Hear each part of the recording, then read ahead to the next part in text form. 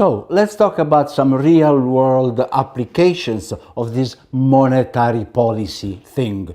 We know that, when the central bank lowers the discount rate or purchases obligations on the market, she is doing an expansionary monetary policy. On the other hand, when she does the opposite, she does a contractionary monetary policy. Now, in 2007-2008, what happened was that, for reasons that we don't need to discuss right now, commercial banks started not extending credit to other commercial banks. Banks were not lending money to each other anymore.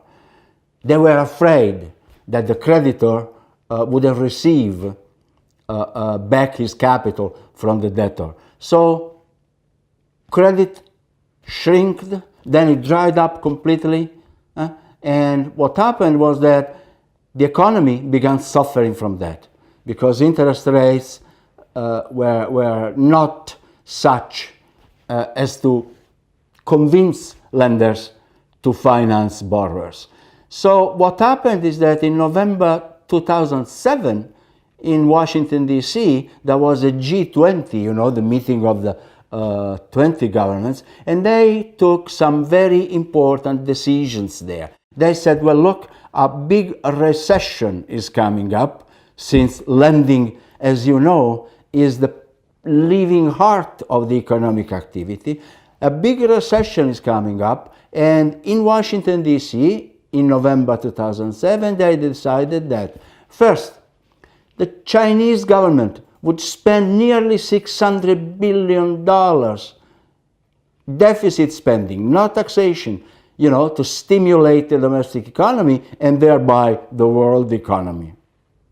And then, in February 2009, after a couple of months, the US government was beginning to spend about nearly $800 billion deficit spending, tax reduction to stimulate its own economy. But that is fiscal policy, right? You know about that. That is governments. And what did central banks do at the time? How did they help with this drying up of lines of credit among commercial banks? Well, they moved both the instruments we have been talking about. First, let me talk about the Fed. It's just, a good example of what happened. The Fed started cutting the discount rate dramatically, all the way down to zero. Imagine. It was costing nearly zero to commercial banks to borrow from the central bank. Well, why cut the discount rate so much? Obvious, you know by now.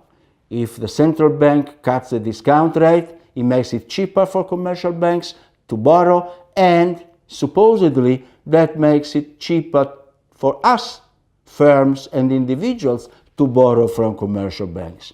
It didn't happen.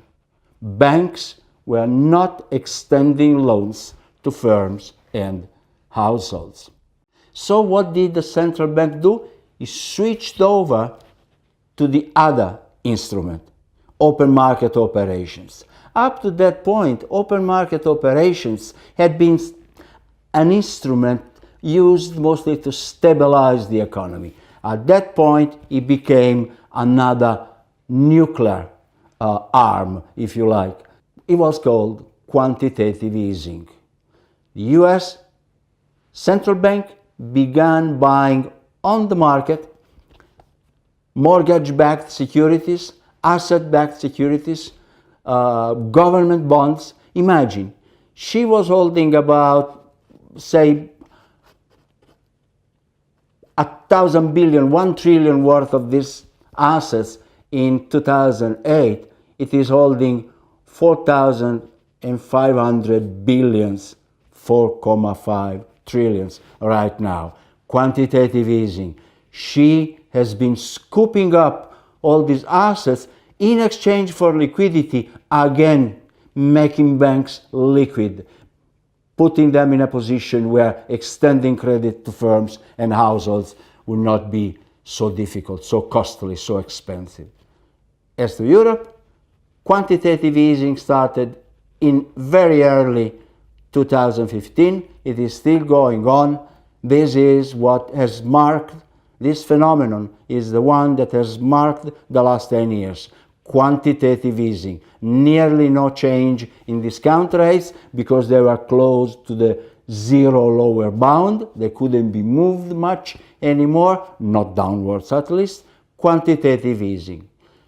As we talk, banks, central banks are talking about it being time to move to quantitative tightening.